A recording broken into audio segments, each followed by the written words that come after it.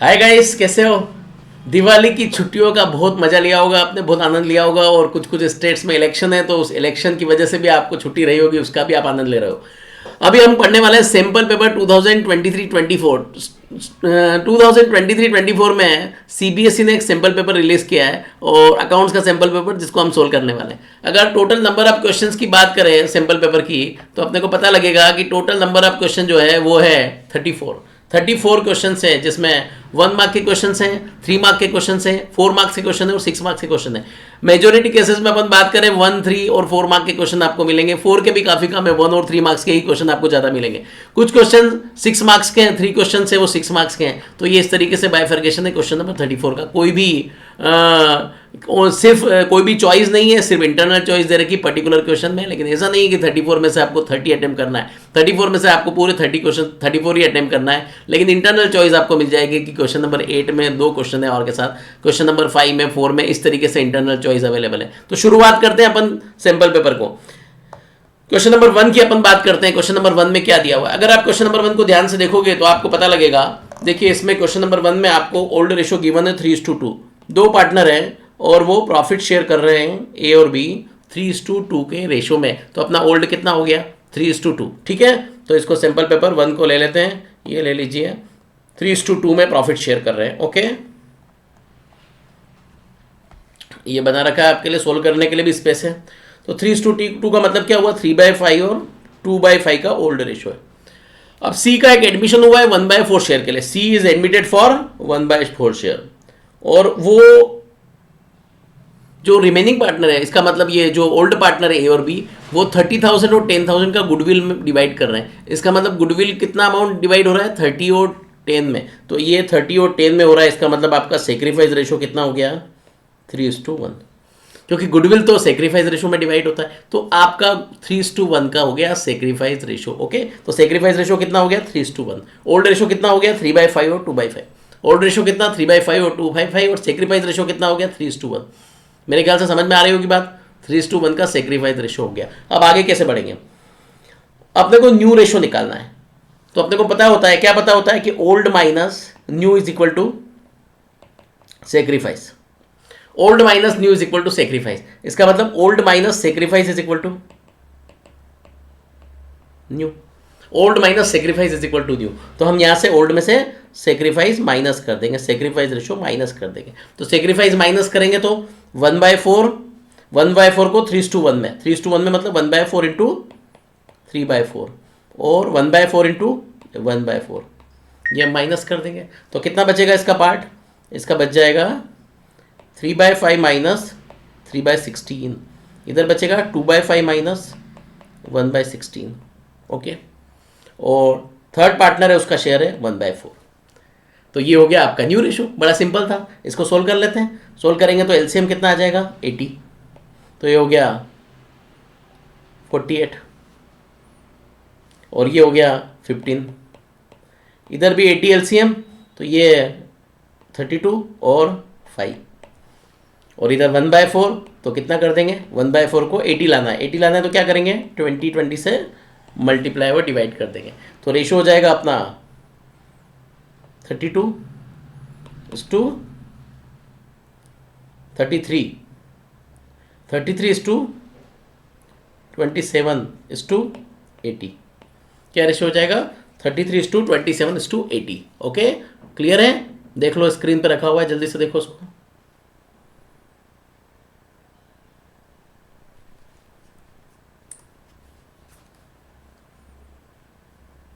जल्दी से नोट कर लीजिए। तो मैं कोई कॉल रिसीव हुई देख लेता हूँ।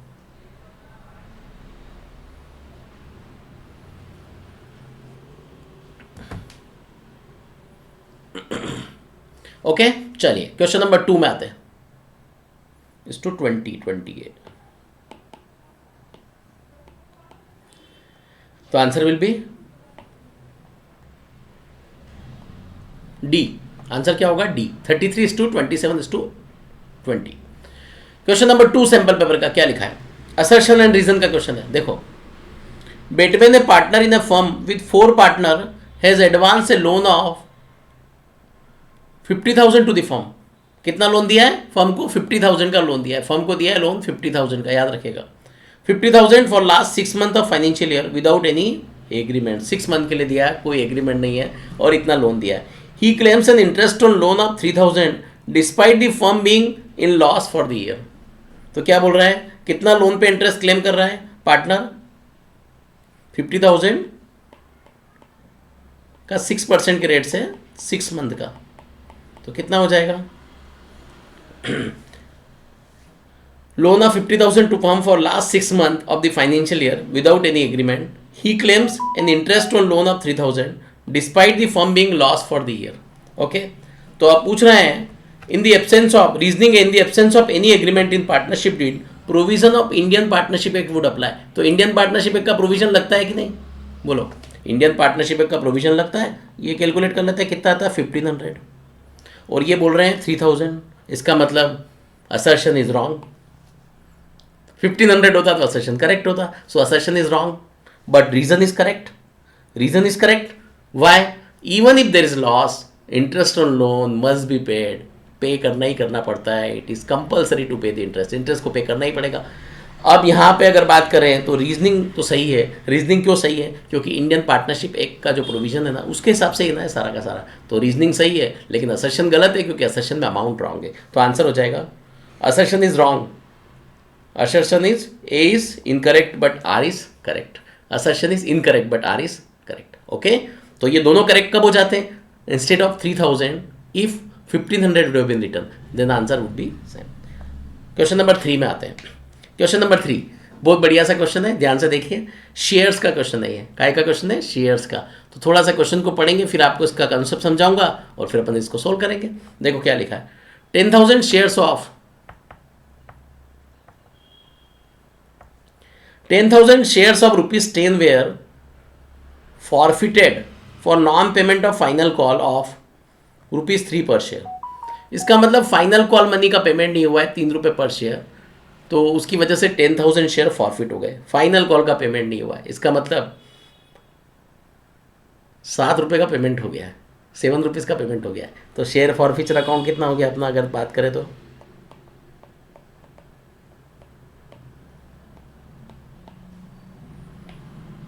कितना हो गया? शेयर फॉरफिचर अकाउंट का बैलेंस हो गया होगा अपना 7,000। ये डायरेक्ट निकाल दिया मैंने, क्योंकि शेयर फॉरफिचर का बैलेंस वही तो होता है जो आपको अमाउंट मिला है ना, जो आपको बेनिफिट हुआ है। तो कितना? 7,000 का शेयर फॉरफिचर अकाउंट का बैलेंस रहा होगा। क्लियर है कि 7,000 नहीं 70,000। कैसे? 10,000 इंटू 7, 3 रुपीज़ रिसीव नहीं हुआ है तो 7 रुपीज़ तो रिसीव हुआ होगा ना, 10 रुपीज़ का मानेंगे शेयर। आगे, only 7,000 of this share were reissued at the rate of 11 per share as fully paid up. 7,000 shares 11 rupees में रीइश्यू हो गए, इसका मतलब 1 रुपये प्रीमियम है। ठीक है, वो तो जाने दो, क्या करना है आगे देखते हैं। Then what is the minimum amount that company must collect in the time of reissue of remaining 3,000 shares. तो 3,000 शेयर जो रिमेनिंग है उसका कितना अमाउंट कंपनी है कम से कम? तो 3,000 शेयर्स की बात करें तो 10,000 का 7 है, तो उस 10,000 शेयर्स में से 7,000 शेयर्स तो रीइश्यू हो गए, और ये 3,000 क्या है अभी? Not reissued, not reissued. Okay, 7,000 तो क्या हो गए? रीइश्यूड हो गए। ठीक है ना, तो उसका जो प्रॉफिट होगा 7,000 का वो तो कैपिटल रिजर्व में चला जाएगा। ठीक है ना। अब ये क्या बोल रहे हैं, what is the minimum amount that company must collect eight the time of reissue of remaining 3,000 shares. अब बचे हुए 3,000 शेयर्स है ना, उसका क्या होगा, उसमें कितने डिस्काउंट पे अपन शेयर इशू कर सकते हैं? तो मैक्सिमम डिस्काउंट कितना हो सकता है? मैक्सिमम डिस्काउंट हो सकता है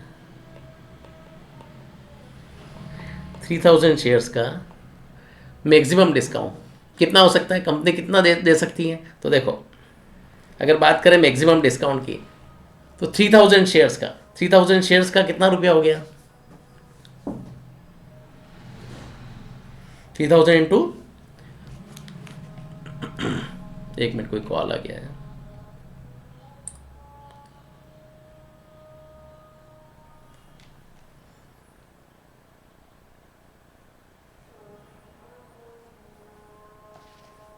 हाँ, तो 3,000 इंटू 7 का 21,000 का कंपनी क्या दे सकती है? डिस्काउंट दे सकती है। ओके, लेकिन आपको डिस्काउंट नहीं पूछा, आपको पूछा है what is the minimum amount company must collect. तो कंपनी मैक्सिमम डिस्काउंट कितना दे सकती है? 21,000 का। तो कलेक्ट कितना करेगी कंपनी, इसकी बात कर रहे हैं, तो कलेक्ट कितना करेगी? कलेक्ट करेगी 30,000 का शेयर होगा, 3,000 इंटू 10, इसमें से 21,000 का डिस्काउंट हो सकता है, तो बचा कितना? 9,000। कैसे एंट्री से निकाल लेंगे? कैसे? Bank account debit to share forfeiture account debit to share capital account. तो शेयर कैपिटल अकाउंट में कितना आ जाएगा? 3,000 इंटू 10, और शेयर फॉरफीचर में कितना है? 3,000 इंटू 7, क्योंकि 3,000 शेयर्स का गेन कितना था? 21,000। तो बचा हुआ डिफरेंस कितना हो गया? 9,000। तो ये 9,000।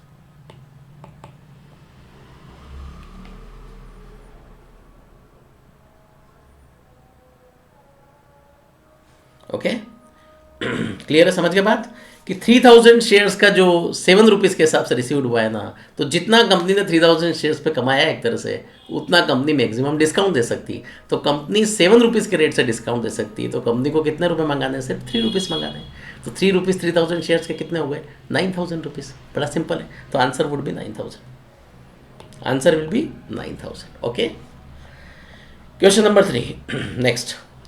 On 1st April 2020, Galaxy Limited had balance of 8 lakh in SPR security premium account में कितना बैलेंस है? 8 लाख का। और कंपनी ने बोनस शेयर भी इशू किए 2 लाख रुपए के, और and use the balance amount to write off on the issue of debenture on account of issue of 2 lakh 9% debenture of 100 each at a discount of 10%, redeemable at 5%। इसका मतलब ये हुआ 2 लाख रुपए पे 10% तो डिस्काउंट है और 5% प्रीमियम पे रिडम्पशन है। इशू करने पे डिस्काउंट कितना? 10% है, और रिडम्पशन करने पे प्रीमियम कितना? 5% है। इसका मतलब 10 और 5 15% का टोटल लॉस है। दोनों लॉस ही तो है एक तरह से, इशू का भी, और ज़्यादा पेमेंट कर रहे हैं अपन रिडम्पशन के टाइम पे वो भी लॉस है, और जब इशू कर रहे हैं वो भी लॉस है। तो 2 लाख पे और 100 रुपये फेस वैल्यू है, तो 100 का 15% कितना हो जाएगा? 15। तो 2 लाख इंटू 15 दैट इज कितना हो गया? 2 लाख इंटू 2 लाख रुपीज़ के थे डिबेंचर, हाँ, तो कितना हो गया total? 2 lakh into 15 30 lakhs. 30 lakh rupees का टोटल लॉस है। टोटल लॉस कितना हो रहा है अपना? 30x। ठीक है, और अपने पास कितना बैलेंस बच रहा था? अपने पास 8 लाख रुपीज़ का SPR का बैलेंस बचा था। तो SPR 8 लाख में से हमने बोनस शेयर इशू कर दिए 2 लाख के, तो बैलेंस कितना बचा? 6 लाख ही बचा। 6 लाख यूज हो जाएगा, और रिमेनिंग जो अमाउंट शॉर्टेज पड़ गई, रिमेनिंग शॉर्टेज, ये रिमेनिंग अमाउंट की क्या हो गई? शॉर्टेज हो गई। कितने की? 24 लैक्स की। 24 लैक्स की शॉर्टेज हो गई। तो ये 24 लैक्स की शॉर्टेज को स्टेटमेंट ऑफ P&L अकाउंट से लेंगे, तो 24 लैक्स कहाँ से आएगा? स्टेटमेंट ऑफ P&L से। अब आप बोलोगे 6 लाख कैसे आया? तो अपने पास तो बैलेंस 8 था, फिर 6 कैसे रह गया? अरे भाई बोनस शेयर इशू किया ना, तो बोनस शेयर जब इशू करते ना, तो वो सिक्योरिटी प्रीमियम अकाउंट में से अपन ने काट लिए। तो कितने बच गए? 2 लाख रुपए, 6 लाख रुपए ही बचे। 6 लाख हो गए, और अपने को 30 लैक्स का लॉस बियर करना है। इशू डिस्काउंट पे इशू किए डिबेंचर उनका, और डिबेंचर को रिडीम किया प्रीमियम पे उसका, तो दोनों मिला के लॉस हुआ 30 लैक्स। तो 30 लैक्स में से 6 लाख गया, तो कितना बचा? 24 लैक्स। तो ये पूरा का पूरा आंसर हो जाएगा। Okay, next question. Question number 4। Question number 4। ABC, where sharing profit and losses in the ratio of 4:3:2, decided to share the future profit and loss in the ratio of 2:3:4। कितना था? 4:3:2। अब कितना हो गया? 2:3:4 विद इफेक्ट फ्रॉम 1st अप्रैल 23। खैर अब तो क्या हो गया? नया रेशो 2:3:4 हो गया। याद रखना कौन सा रेशो हो गया? 2:3:4। ओके, कितना हो गया? 2:3:4। अब आगे क्या बोल रहे हैं? ABC, workman compensation reserve 65,000 eight the time of. Workman compensation reserve दिया हुआ 65,000 का लाइबिलिटी साइड में है। इसका मतलब इतना अपन ने रिजर्व बना रखा है कि कोई भी वर्कमैन का एक्सीडेंट हो जाए तो अपन को इतना पेमेंट करने के लिए प्रॉब्लम नहीं है। इतना प्रॉफिट अपने पास ऑलरेडी है, जो इस बात के लिए हमने अलग अलॉकेट कर रखा है। इसको बोलते हैं workman compensation reserve. At the time of reconstitution certain amount of claim on workman compensation was determined for which 20 share of loss amounted to 5,000। तो क्या हुआ कि वर्कमैन कंपनसेशन का लॉस आ रहा है। लॉस आ रहा है इसका मतलब अपने पास जो लाइबिलिटी आने वाली है ना, बहुत ज़्यादा आने वाली है। और लॉस कितना आ रहा है? 5,000 रुपये लॉस आ रहा है, लेकिन पूरी फर्म का लॉस नहीं आ रहा है। किसका आ रहा है? ये कि बी का शेयर का लॉस 5000 आ रहा है, मतलब जो भी लॉस होगा ना उसमें बी जो शेयर करेगा, लॉस कब होगा, अगर क्लेम का अमाउंट ज़्यादा आया तो जो डिफरेंस होगा उसको लॉस बोलेंगे। तो लॉस का मतलब क्या हुआ, क्लेम का अमाउंट माइनस जो रिजर्व बना हुआ है, उस डिफरेंस को अपन क्या बोलेंगे, लॉस बोलेंगे। और ये लॉस जो आ रहा है ना फर्म का वो तो अलग है, लेकिन उसमें उसका शेयर जो है बी का वो है 5000। किसका शेयर है, बी का 5000। वो बी का इधर शेयर कितना है, 3 है ना, ये 3/6 समझ गए। तो बी का शेयर कितना है, 3/6। तो 3/6 शेयर के लिए लॉस कितना है, 5000। तो पूरे के लिए लॉस कितना हो जाएगा, 5000 into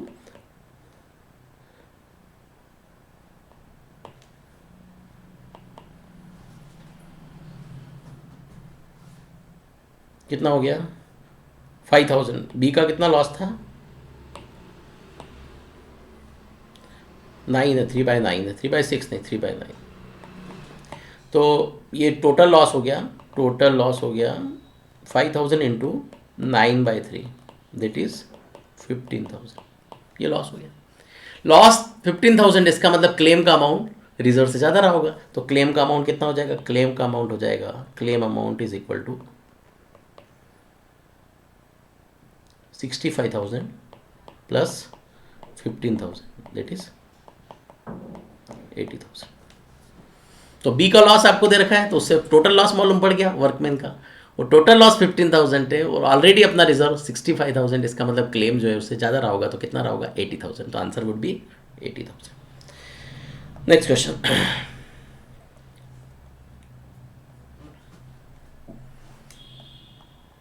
ABC are in partnership business, ABC are in partnership business क्या है, ABC are in partnership business. A used 2 lakh belonging to the firm without the information to other partners. A ने क्या किया, फर्म की जो प्रॉपर्टी थी ना वो या हाँ फर्म से रिलेटेड कोई भी एसेट रही होगी, गुड्स जो भी रही होगी, वो ए ने यूज़ कर ली और फर्म को बताया नहीं, और उसकी वजह से उसको 35,000 का प्रॉफिट हो गया। तो 35,000 का प्रॉफिट हो गया, तो जो उसने फर्म की चीज़ें यूज़ की वो तो उसको लौटाना ही पड़ेगा, साथ में जो प्रॉफिट उसने कमाया वो भी लौटाना पड़ेगा। तो टोटल अमाउंट कितना हो जाएगा उसका, 2,35,000 उसको लौटाना पड़ेगा। कितना लौटाएगा, 2,35,000। तो आंसर वुड बी डी, क्योंकि जब भी फर्म की कोई प्रॉपर्टी आप यूज़ कर रहे हो, बिना परमिशन से यूज़ कर रहे हो, तो जो प्रॉपर्टी है जो यूज़ कर रहे हो मतलब आपने ले ली है ना, ठीक है ना, ख़त्म कर दी, कंज्यूम ही कर डाली, तो कंज्यूम कर डाली, अगर वापस दे दोगे तो अलग बात है, डिप्रेशन की बात हुई। लेकिन यहाँ पे अगर कंज्यूम ही कर डाली आपने, तो वो वैल्यू जितनी है वो और जो उससे प्रॉफिट कमाया आपने, वो दोनों आपको फर्म को लौटाना पड़ेगा। नेक्स्ट क्वेश्चन है, interest on partner loan is credited to. जब भी पार्टनर का लोन होता है उसका इंटरेस्ट कहाँ जाता है, डेफिनेटली लोन अकाउंट में जाता है। पार्टनर का लोन अकाउंट बनता है ना, उसके लोन अकाउंट के क्रेडिट साइड में लिख देंगे तो लोन का अमाउंट बढ़ जाएगा। लोन का अमाउंट 50 लाख है और 1 लाख का इंटरेस्ट है, तो 50 लाख में 1 लाख ऐड हो जाएगा, तो कितना हो जाएगा, 51 लाख। तो ऐड हो जाएगा मतलब लोन क्रेडिट बैलेंस होता है, तो क्रेडिट साइड में आएगा बाय इंटरेस्ट। तो कहाँ आ जाएगा, पार्टनर कैपिटल अकाउंट के क्रेडिट साइड में। तो पार्टनर कैपिटल अकाउंट के क्रेडिट साइड में आ जाएगा। ओके, तो ये 5 क्वेश्चन अपन ने डिस्कस किए, मेरे ख्याल से क्लियर हुए होंगे आपको। अगले 5 क्वेश्चन आगे और वीडियो बनाएंगे हम, उसमें अपन आगे की चीज़ें डिस्कस करेंगे। Okay, thank you so much.